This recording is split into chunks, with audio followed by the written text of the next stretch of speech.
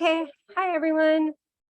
So we're doing a hybrid event, so that's why all the screens. Okay, so bienvenue. Thank you everyone so much for coming to what is now the 59th event of the Disrupting Disruptions Speaker and Workshop Series. The whole name is Disrupting Disruptions, the Feminist and Accessible Publishing, Communications, and Tech Speaker and Workshop Series. So I know a lot of you are my students, but I'm still going to do the whole rundown for people also online and for the recording. So I'm Dr. Alex Ketchum, and I'm a professor of feminist and social justice studies here at McGill and the organizer of this series. The Feminist and Accessible Publishing, Communications, and Technology Speaker and Workshop Series seeks to bring together scholars, creators, and people in industry working at the intersections of digital humanities, computer science, feminist studies, disability studies, communication studies, LGBTQ studies, and history and critical race theory. And I'm so excited to welcome you all to this event tonight and this special hybrid event. Just so you have a sense of what events are coming up, next week on Tuesday, Kyle Kinky of Gynapunk is going to be speaking about DIY or DIT gynecology. And then we're going to have a little pause. But for that event, we are going to have so the event will be in Spanish with a live interpreter as well as cart captioning. Then we're going to have a bit of a pause until October 20th. So you can also watch recordings of our past events at our speaker series URL, disruptingdisruptions.com. That's the redirect URL because the other one is way too long to remember. So just go to disruptingdisruptions.com. You can also find our list of sponsors, including Shirk, Milieu, Mila, Rakef, and more. So as I mentioned already, today's event is hybrid. We're in person and live streaming on Zoom. But we're just going to record the beginning part. So if anyone's watching this after, only the first part of the workshop is recorded. So that you all here in this room will feel more comfortable participating in the more hands-on workshop components. So we have a Q&A box available below on Zoom for in-person people. You can obviously raise your hands and ask questions. But also if you're in person and captions are useful for you, you can also sign in on Zoom to follow along there. And hopefully we'll have time for Dr. Sophie Toupin and Nina Morena to answer them. And we can't guarantee that every question will be answered, but we're really grateful for all of you for being here and the discussion that you generate. Thank you also today for our captioner, Dalton, who's making these captions possible. As we welcome you into our homes or offices or on campus, and you welcome us into yours, or as we share this space together, let us be mindful of space and place. Past series speakers Suzanne Kite and Jess McLean have pointed to the physical and material impacts of the digital world. So while the events this semester are often virtual or hybrid in this case, everything that we do is tied to the land and the space that we're on. And we must always be mindful of the land that the servers that are on, even when we're doing virtual events. Furthermore, as the series seeks to draw attention to power relations that have been invisibilized, it's important to acknowledge Canada's long colonial history and current political practices. So the series is also affiliated with the Institute for Gender, Sexuality, and Feminist Studies of McGill University. As many of you know, McGill is located in Tiohtià:ke, Montreal, on unceded Kanien'kehá:ka territory. Furthermore, the ongoing organizing efforts of Indigenous communities, such as the Wet'suwet'en people at the Wet'suwet'en camp, water protectors, and people involved in land back movements make clear the ever-present and ongoing colonial violence in Canada. And interwoven with this colonial violence is one of racism and enslavement. So you probably are aware for those in the room, but for those who are joining us online, the university's namesake, James McGill, enslaved Black and Indigenous peoples, and it was in part from the money he acquired in doing so that McGill University was founded. So these histories inform the kinds of conversations that we have here today in this space. As past series speaker, Dr. Max Libéron writes in their book, Pollution is Colonialism, to change colonial land relations and enact other types of land relations requires specificity. So if you're joining us from elsewhere, I encourage you to learn more about the lands that you are on, and nativeland.ca is a fantastic resource for beginning. So now for today's event, I'm going to introduce our fantastic speakers that I know you're all here for and are excited about. So Dr. Sophie Toupin is currently a postdoctoral researcher at Concordia University Horizon program, where she examines critical perspectives in artificial intelligence. Sophie completed her PhD in the Department of Art, History, and Communication Studies at McGill University in Montreal, Québec, Canada. Her doctoral research examined the relationship between communication technologies and anti-colonialism in the context of the national liberation struggle in South Africa. She is one of 3 co-editors of the Handbook of Peer Production, published by Wiley in 2021, and has published in New Media and Society, Intermediality, History and Theory of Arts, Literature and Technologies, Feminist Media Studies, ADA, a journal of Gender, New Media and Technology, and the Journal of Peer Production, among others. So welcome, Sophie. We're in person, so we get to clap now in person, which is great. Okay, so Nina Morena is a PhD candidate in communication studies at McGill University. Her research investigates the social media practices of young people with metastatic breast cancer. She holds a MA in Media Studies from Concordia University and a BA in English Literature from McGill. Her research interests include the gendered politics and public discourses surrounding women's cancers. She is particularly interested in intersections of gender and illness and the role of social media in disease management. So thank you, Nina, for being here. And it's so great to have so many McGill folks in this room. And so, yeah, now we're going to get started. Thank you.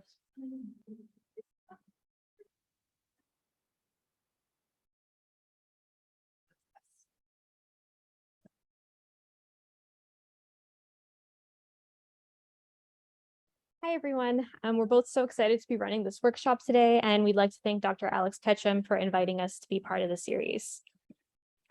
So before we start, I'll just go over the outline for the next 2 hours. So Sophie and I will be giving short presentations for the next 30 minutes or so.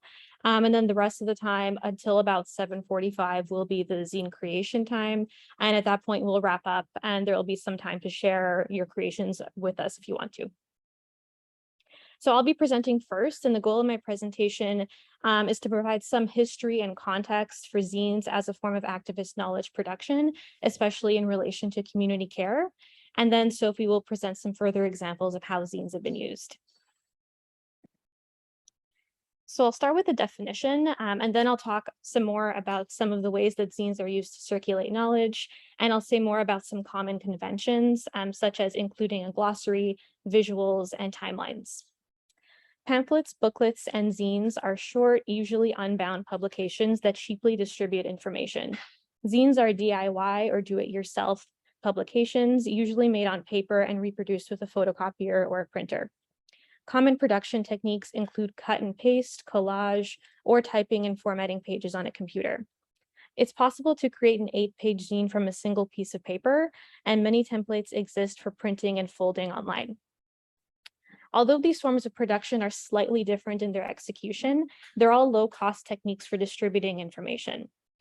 As a result, this kind of knowledge distribution can be financially accessible and relatively sustainable from a labor and environmental perspective.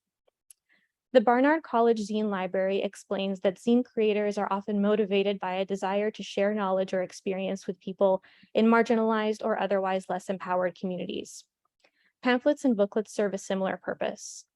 Communications scholar Anna Figgenbaum writes that autonomous media, such as camp-based newsletters, info sheets, and booklets, created space for the amplification of women's voices, covered a diversity of perspectives, and offered a range of criticisms, celebrations, and reflections on the Greenham encampment and protest. And just for reference, the Greenham Common Women's Peace Camp was a protest camp against nuclear weapons in England that spanned the 80s and 90s.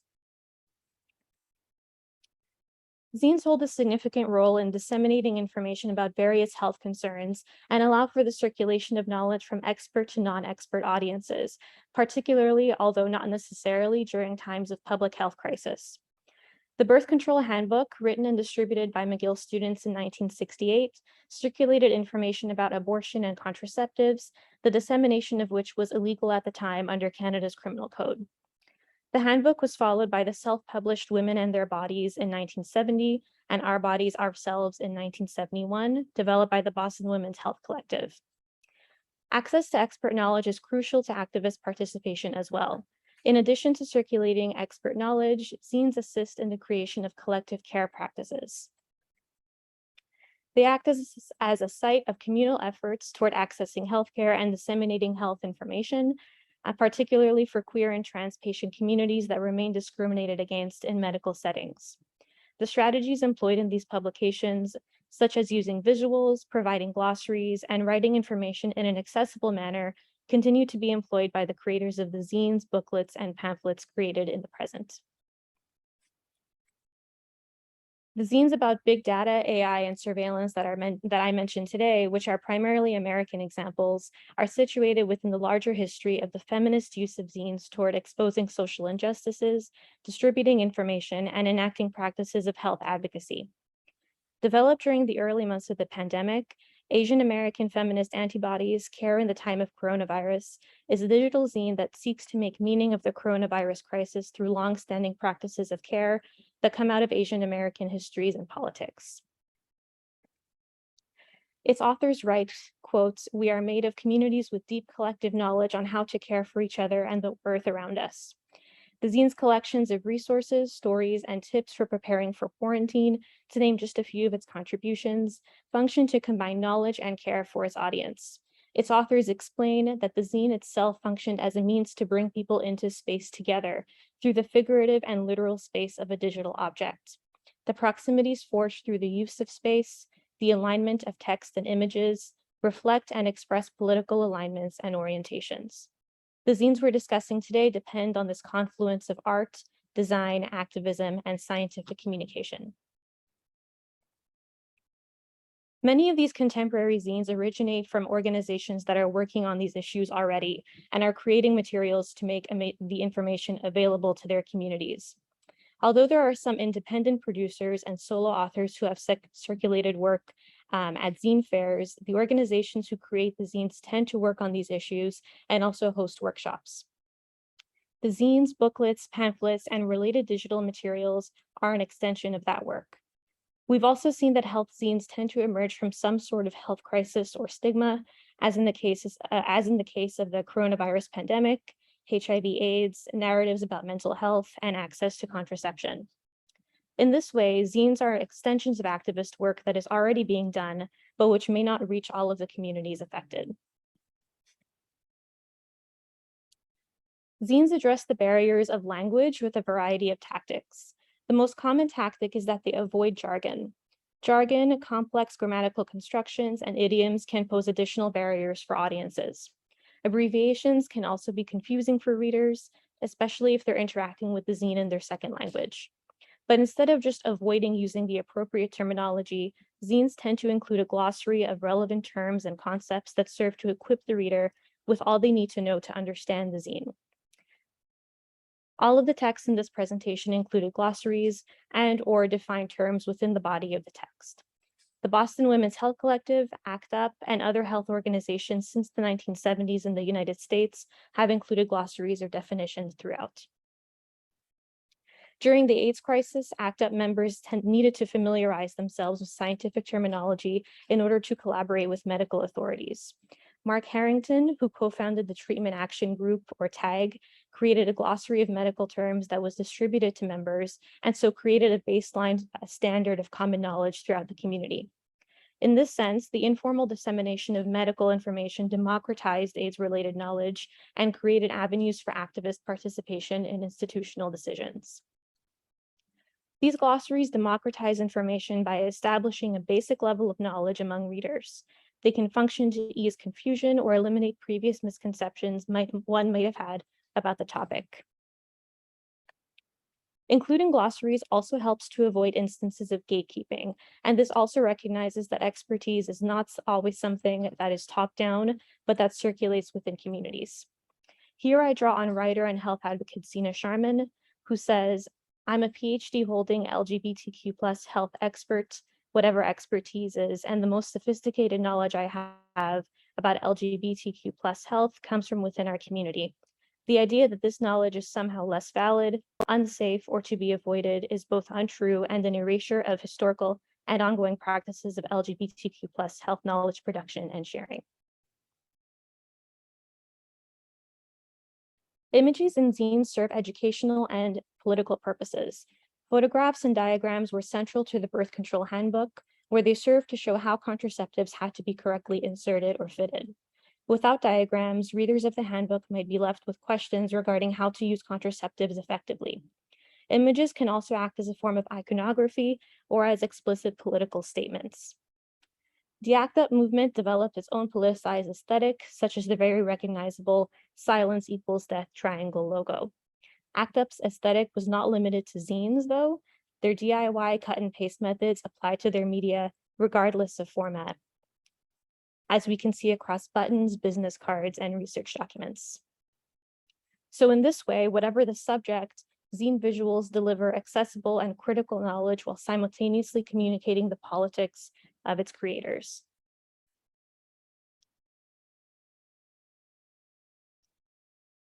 Visuals can also serve to visually explain or tell the story of what the creator wants to convey. For example, in Oh, the Places Your Data Will Go, the zine mimics the format of Dr. Seuss books and relies quite a bit on visuals to explain the journey that a selfie takes once it gets posted online. In addition, zines sometimes include a timeline that summarizes the history of whatever phenomenon the zine is about. In this example, we get a history of surveillance and power, starting in 1713 with the Lantern Law up until 2013. And here, we're given a history of the connections between diseases and xenophobia, beginning in 1492 with European colonization. Zines are usually distributed for free and tend to be available both physically and online as PDF. There are also pedagogical tools that can be used to facilitate seminars and workshops. Workshops are integral to knowledge dissemination in efforts of improving community health, whether that means mitigating the harms of surveillance and big data or having access to medical information. Our Bodies Ourselves began as a workshop in 1969, where the participants shared their experience with doctors and their frustration at how little they knew about how their bodies worked. Workshops provide another arena where participants can share wisdom, be brought together, and enable community flourishing, which we hope to facilitate this evening in our workshop as well. Zines help to form a culture of resistance. They operate based on a vernacular radicalism and are characterized by an emphasis on knowledge sharing and personal experiences. The democratic production of zines allows for their occupation of a narrative space outside of the mainstream. In this way, we can situate contemporary zine makers and zines about AI, big data, and surveillance within a larger history of efforts to provide community care by disseminating critical medical and social knowledge. As media that emerge from feminist collectives and community-based care networks, zines are an integral part of grassroots forms of healthcare. Thank you. And now I'll pass it to Sophie. All right. Yes. Is it good like this? Yeah, that's, I mean, your case is fine, it's fine. If you want to say that, and then if you should. Oh, like this might be better. All right. Okay. So, so my part of the presentation will focus on zines that were made outside of the United States to really show that these conversations and this practice is actually happening elsewhere internationally. To democratize knowledge about alternative forms of technology and for centering community governance, community control over technologies, and community care also over technologies. So I'm gonna focus on 4 short case studies, one in Brazil, one in Spain, one in Greece, and the last one here in Montreal. And as you will see, most of the examples I will take come from organizations that are composed of tech activists, and many of them are actually feminist tech activists, and some of them even call them feminist hackers. So with the example I will show, you'll see that there's a variety of zines that they are making. And so the first example I want to start with is with Maria Lab, and Maria Lab is a feminist hack lab or a feminist hackerspace, which is based in Sao Paulo in Brazil. And it is called Maria Lab because Maria is one of the most common names for a woman in Brazil. And they have decided to associate themselves with the figure of Ada Lovelace, who you can see on the slide. And Ada Lovelace is recognized as the first computer programmer. On their website, if you go on it, it's in Brazilian, but you can kind of make up some of the main topics. So they have a beautiful biblioteca, so a library, where they have numerous zines and how-tos and some guides on how to use mostly free and open source software. And I want to showcase one which was produced during the pandemic, so really at the beginning of the pandemic, around April 2020. And so it's a very simple zine, and it's in Brazilian. But it's how to use an alternative conferencing tool called Big Blue Button. And Big Blue Button is an alternative to Zoom. And so for the feminist movement to continue to organize in Brazil during the pandemic, they decided that they needed this very easily understood zine on how to use this video conferencing tool, because they didn't want technology to be a barrier to participate. And so that is a very nice, nice zine that they made with a 7-step, very easy.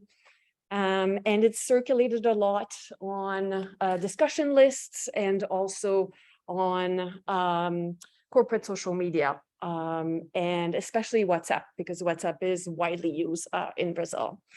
So the second example I'm going to take is yet again a feminist hackerspace, or in Spanish, as they say, a hack feminista space, which is called, you can call it either Lab ECA or La Beca. And so this feminist hackerspace is based in Madrid, in Spain, and it is part of this social center, which is called ECA. And it is a public house for women that follows trans feminist principles. And what is quite extraordinary with the history of ECA is that it was initially a bakery. And in 1996, a group of women decided that they needed a space to organize for the feminist movement. And so they squatted, so they occupied this building from 1996 to 2005. And in 2005, the city of Madrid, after 11 years, decided that they could give them the building. And in 2016, Lab ECA, that I showed you earlier, created this feminist hackerspace in ECA. And in 2019, this is a zine that ECA made about the history of the house that they occupied. So in 2019, so Lab ECA or Labeca decided to create a zine, or a fanzine in Spanish, to set up a feminist server. So how to set up a feminist server with a house connection. And so they had realized that the feminist movement already had its building, a physical building, and it was an autonomous building. And now it needed, at the technological level, a space for hosting data, for hosting emails, for hosting websites. And so to do so, they decided to first learn how to set up a feminist server, and at the same time create a fanzine, so that more groups in Spain, but also in the wider Spanish-speaking world, in Latin America, could also replicate this practice. And it's a short zine. It's about 23 or 24 pages, and there's a lot of text. And it's really a how-to manual on how to set up a feminist server. And along the feminist server fanzine, they decided that they did not want to use a peer-to-peer license. So what they decided to do is that they created an F2F, so a feminist to feminist peer production license, so that if you wanted to modify the fanzine, which was under this license, you needed to be a group that abided by feminist principles. So extremely original to see how this knowledge has been distributed and this knowledge was produced and under which condition. Then the third example I want to take is an example that happened in Greece and in the capital of Greece, Athens. And so two artists and techies decided that they needed to create a wooden structure to exhibit zines. And so in 2018, what they did is that they built this structure that you see here. And on every Sunday, they would go in the fish market with this big structure and then put up the structure and put zines on the structure so that inhabitants of Athens, when they went on shopping in the morning, they could just stumble upon this structure and looked at zines and discover new things. And because the two artists and techies were also zine makers, they decided to set up this Cuckoo store. And on the Cuckoo store, you can actually find the a zine on how to make the this zine exhibitor, which is quite cool. And the two artists also decided that they needed to produce more zines on virtual private networks, on cryptography, and on secret communications, and especially on how to self-host virtual private networks. So this is really in thinking through an ethos of do it yourself and also do it together. And these zines, as you can see, very simple. There's lots of text, but these are guides on how to troubleshoot with VPNs.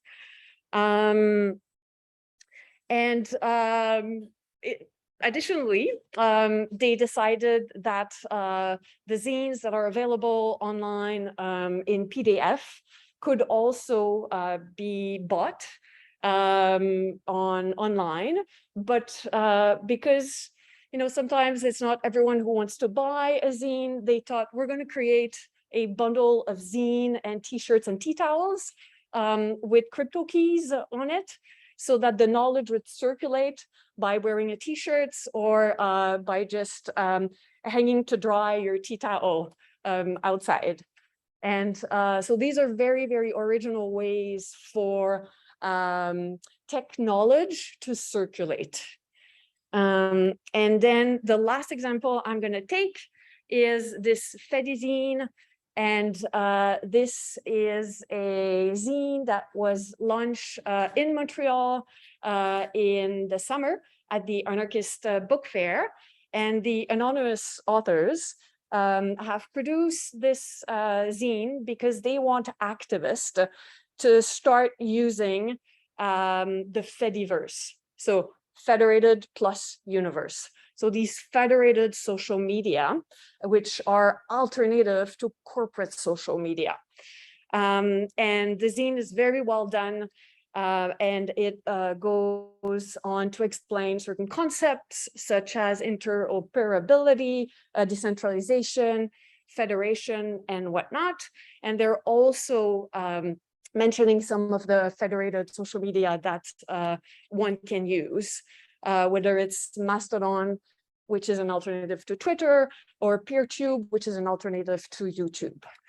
So all of the zines that I have showed you fairly quickly, and the organization that have produced them, they show that making zines about alternative technologies is really a way to defy and disrupt corporate technologies, and also digital capitalism and surveillance capitalism.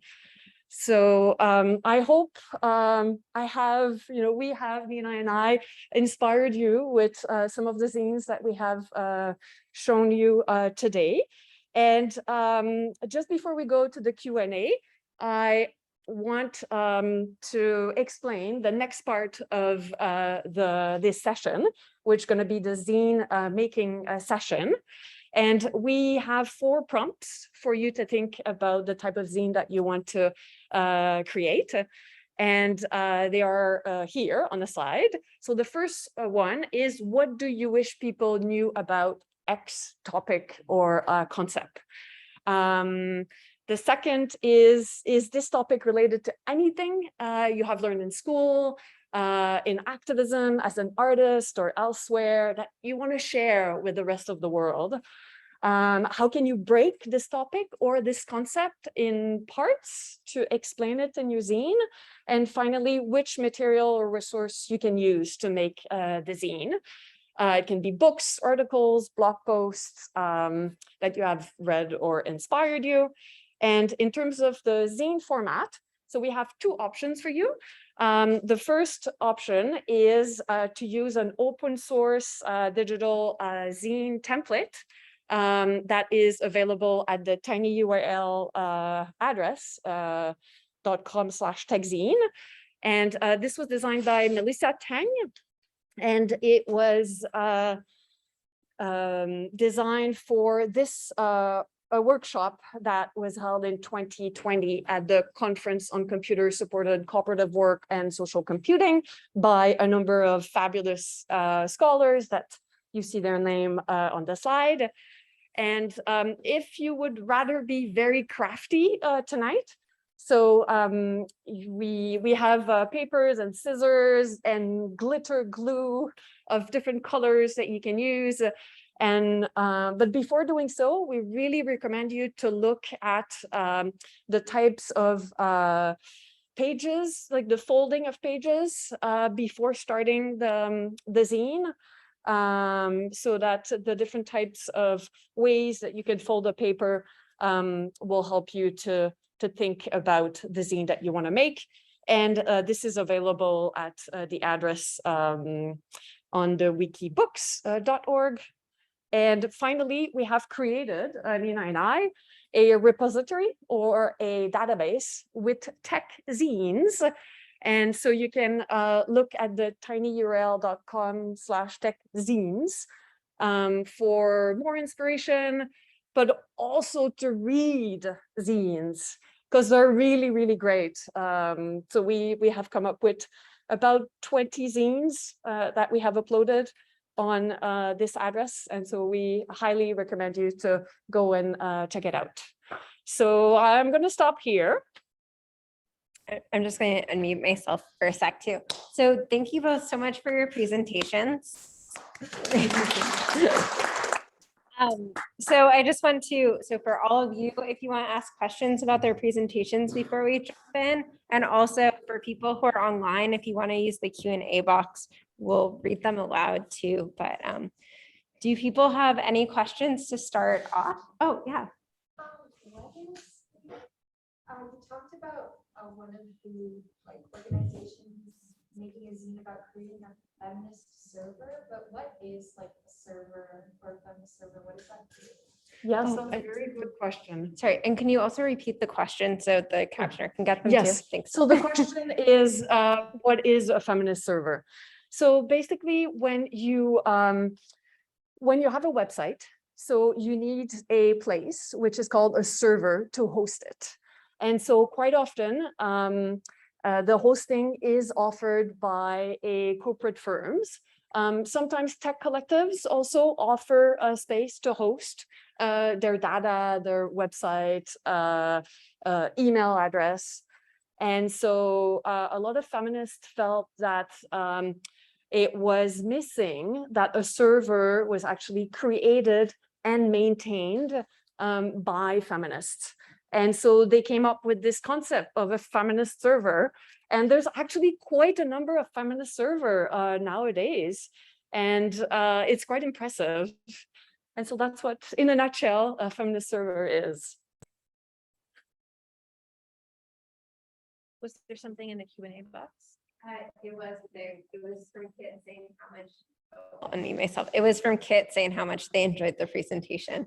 Thank you, Kit. Other questions? The presenters? Nina, I'm going to give you a question. So you're making this connection between the health of health scenes and tech scenes and the health of communities.